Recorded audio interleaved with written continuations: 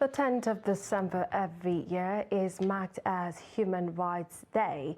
And as the world celebrates the World Human Rights Day, Nigerians have called on governments of various levels to improve actions on the protection of lives, properties and people's rights in the country. They also asked people to guard their utterances to avoid breaching the peace. Silas Lawan takes a look at the freedom of speech in the digital era. The report. Technological advancement in the country has produced new forms of social conflict. The digital revolution is no exception, lowering the cost of distribution and content creation between ordinary individuals and the mainstream media.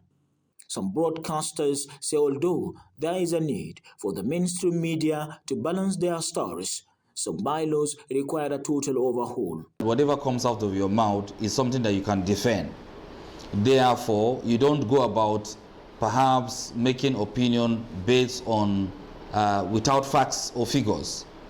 You just concoct something and then you say it. It's very irresponsible. Broadcasting.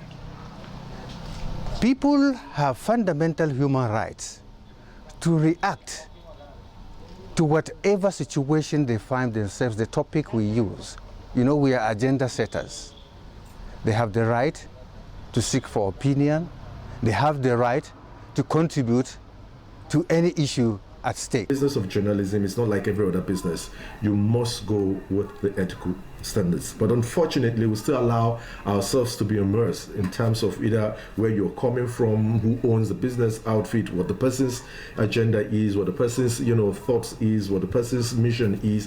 All of these are impediments that we have to take away from the system to allow for us to do our jobs. Meanwhile, some residents speaking off camera on the theme of the World Human Rights Day 2022, dignity, freedom and justice for all, urged the government to revisit the issues that led to the NSAS nationwide protest against the police in 2020 and other human rights related issues.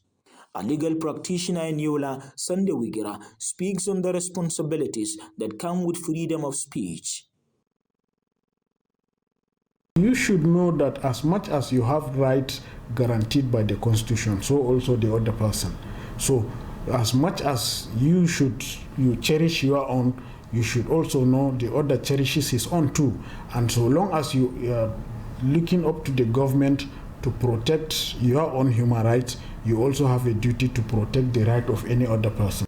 They believe that spirit of activism will not die until the rights of Nigerians have been absolutely protected. From Yola, Silas Lawan, Trust TV News.